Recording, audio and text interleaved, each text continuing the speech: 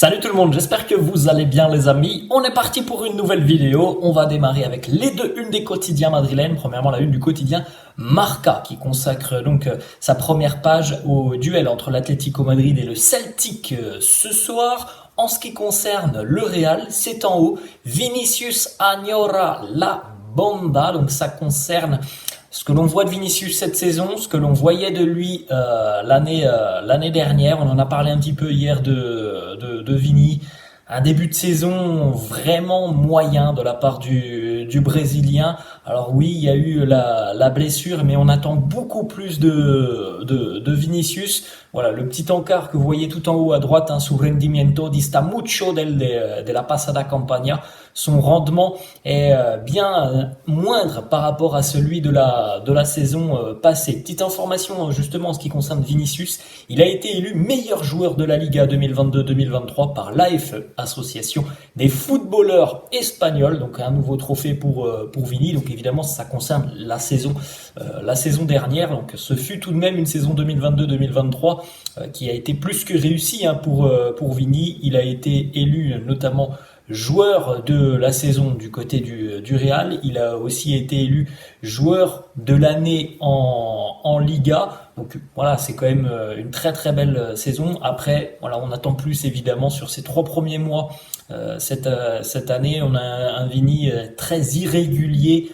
Et on a vu aussi ce que l'on n'aime pas voir du tout ce week-end face au Rayo, un Vini beaucoup trop concentré sur l'arbitre et pas assez influent dans le jeu. On a une petite déclaration d'une légende du football espagnol et du FC Barcelone, et je trouve que voilà, il est très mesuré dans ce qu'il dit et c'est assez juste. Carles Puyol qui nous dit: Vinicius est un très grand joueur, il fait beaucoup de différence, il devrait être admiré sur tous les terrains, partout où il passe. J'aimerais beaucoup lui parler en tant que collègue professionnel et lui dire ce que je pense et ce que je ressens de lui. Il doit, je pense, à mon avis, changer son attitude pour avoir encore plus de reconnaissance. Voilà, c'est très mesuré ce qu'il dit, mais il a au final tout résumé. Vinicius est un joueur exceptionnel. Un joueur comme on n'en fait presque pas. C'est quelqu'un qui te fait vibrer, qui te fait frissonner quand tu le regardes. Mais on doit aussi le dire, il y a quand même une attitude qui est déplorable et franchement face au Rayo, alors on sait que Vinicius est quelqu'un qui râle beaucoup auprès des arbitres. Face au Rayo, j'ai trouvé que c'était vraiment dans l'excès de la part de Vinicius. Et ça ne lui sera que bénéfique s'il arrive vraiment à travailler là-dessus. On continue les amis avec la une du quotidien AS où on retrouve une information qui concerne Jude Bellingham, Entre algodones. Alors j'ai eu un petit peu de mal à trouver la traduction, mais voilà, grosso modo, Jude Bellingham est touché. On en avait parlé hier, donc on en sait un petit peu plus sur l'état de son épaule. Une luxation de l'épaule pour Jude Bellingham. Le staff et les médecins du club vont évaluer aujourd'hui si il est capable de tenir sa place face à Braga, donc demain. Bon, enfin, moi, ça me semble quand même compliqué. C'était une luxation de l'épaule. Ça me semble compliqué qu'il puisse jouer demain et surtout, bon, étant donné le classement actuel du groupe en Ligue des Champions, est-ce qu'il y a besoin que Jude Bellingham soit présent demain face à Braga ?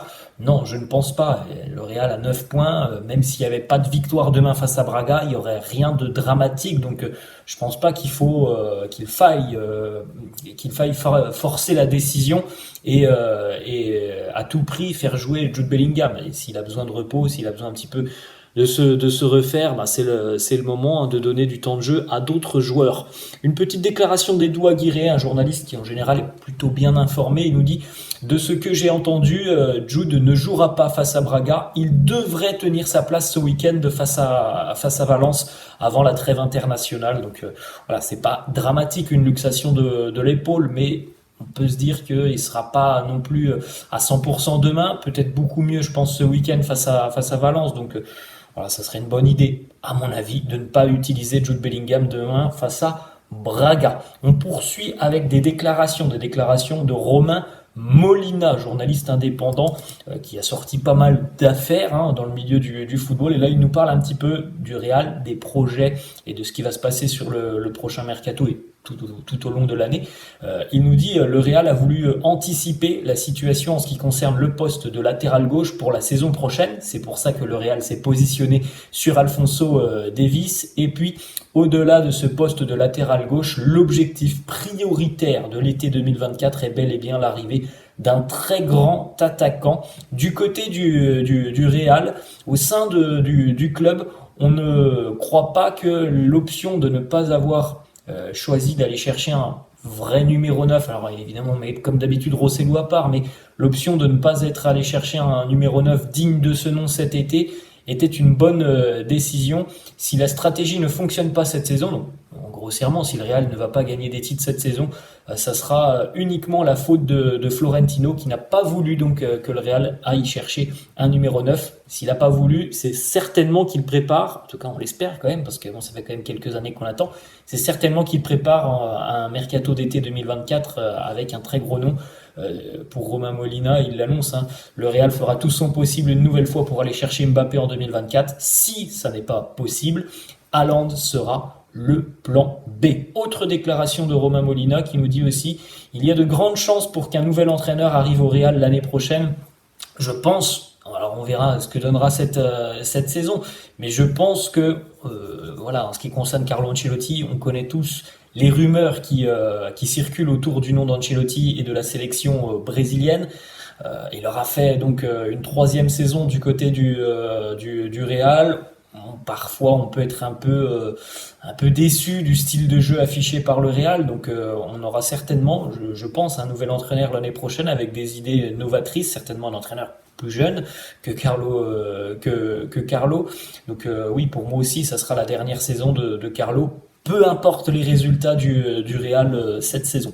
On continue avec 2 petites informations qui viennent de la séance d'entraînement de la veille. Premièrement, une bonne nouvelle. Ferland Mendy a participé hier à la séance d'entraînement. Il devrait donc être disponible et vraisemblablement même être titulaire demain face au Portugais de Braga. Dani Ceballos, lui, a participé à une partie de la séance d'entraînement. Alors, bon, ça va être un peu compliqué de jouer demain. Potentiellement, peut-être dans le groupe ce week-end face à Valence, mais normalement, Dani Ceballos sera de retour après la trêve internationale. Il a laissé d'ailleurs un petit message sur ses réseaux sociaux. Can't wait to enjoy it again. The best is yet to come. Donc voilà, je suis impatient de revenir sur les terrains. Le meilleur arrive.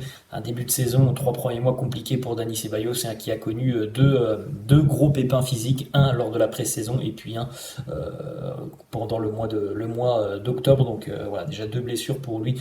On attend évidemment son retour sur les terrains. On continue, les amis, avec une petite information qui concerne la sélection brésilienne.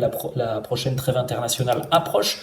La liste du sélectionneur Fernando Diniz a été dévoilée hier et on retrouve 3 joueurs du Real qui sont donc convoqués en la personne évidemment de Vinicius, de Rodrigo et puis toujours dans le secteur offensif puisque vous le savez, Eder Militao est blessé, donc dans le secteur offensif on retrouve aussi le jeune Endrick, l'attaquant de Palmeiras, mais qui appartient au Real, qui arrivera au Real d'ailleurs l'été prochain lors de son 18e anniversaire. Eh bien, Endrick est appelé pour la première fois avec la sélection A du Brésil. Donc à 17 ans, Endrick vient d'être appelé avec les A du Brésil. Ça va beaucoup mieux pour Endrick après un début de saison compliqué avec Palmeiras, l'adaptation, les premières expériences du plus haut niveau. Il a quand même des statistiques sur les 2-3 derniers mois qui sont assez impressionnantes.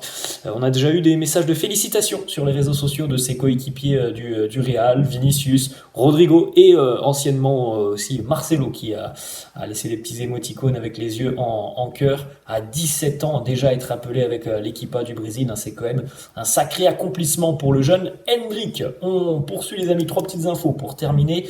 Si demain Jude Bellingham ne peut pas jouer face à Braga, il y a une possibilité sérieuse que Carlo repasse sur un 4-3-3. Donc on pourrait avoir potentiellement au milieu Modric, Camavinga, Kroos et donc en attaque Fede, Rodrigo, Vinicius. Donc voilà, quelque chose que l'on voyait un petit peu plus couramment, notamment les saisons précédentes, lorsque Karim était blessé. On enchaîne avec cette statistique aussi, le Real qui a donc perdu des points face au Rayo après le Classico. Eh bien, c'est quelque chose d'assez coutumier du côté du Real, peut-être la décompression après une victoire lors d'un Classico, puisque le Real a remporté seulement 2 de ses 7 derniers matchs après avoir joué un Classico.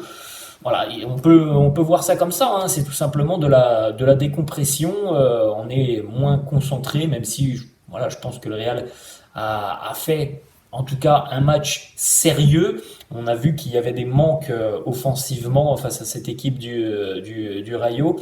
Voilà, il y a peut-être eu pas toute l'intensité nécessaire pour aller gagner cette rencontre. Et on termine avec une petite information du quotidien de la Cadena de Cope qui annonce que jeudi, normalement, Fede Valverde devrait officiellement être prolongé par le Real. Donc on attendra Fede et puis prochainement aussi la prolongation officielle d'Eduardo Camavinga. Voilà les amis, la fin de cette vidéo. J'espère que ça vous a plu. N'hésitez pas comme d'habitude à lâcher un petit pouce bleu. N'hésitez pas non plus à vous abonner à la chaîne. Je vous laisse, je vous dis à la prochaine. Ciao.